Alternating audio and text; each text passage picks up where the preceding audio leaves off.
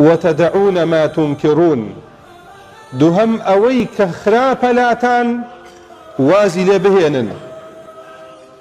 هەر شتێک بەلاتەوە گوماناویە، هەر شتێک بەلاتەوە خراپە، قێزەونە، دڵت ئیسراحەت نییە لەگەڵیدا، ویژدانت ئاسوودە نییە لەگەڵیدا، واز لەوە بێنە بە تایبەتیش لەسەر دەمەی فیتنەدا.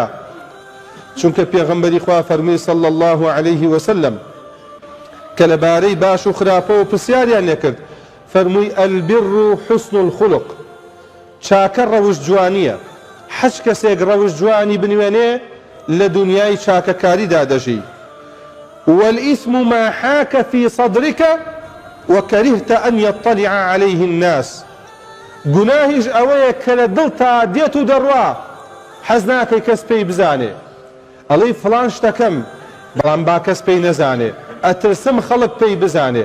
کەواتە ئەو شتە مادام ترست لێ هەیە خەڵک پێی بزانێ، مادام ئەترسید چوار پیا و ماقوڵ پێی بزانێ، ئەو ترسە بەڵگەیە لەسەرەوەی کە ئەو کارە کارێکی نەشیا و نەگونجاوە، خۆتی لێ بە دوور بگرە. پێغەمبەری خوا عەلەیه الصەلاة وەسەلام لە فەرمودەیەک تدا فەرمووی دع ما یەریبوکە ئیلا ما لا یەریبوک.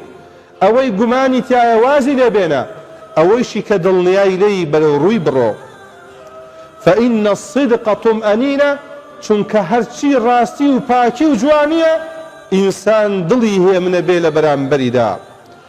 وإن الكذب ریبە، هەر شتێکیش درۆ بێ، ناشرین بێ، قێزەون بێ، پڕیەتی لە گومان.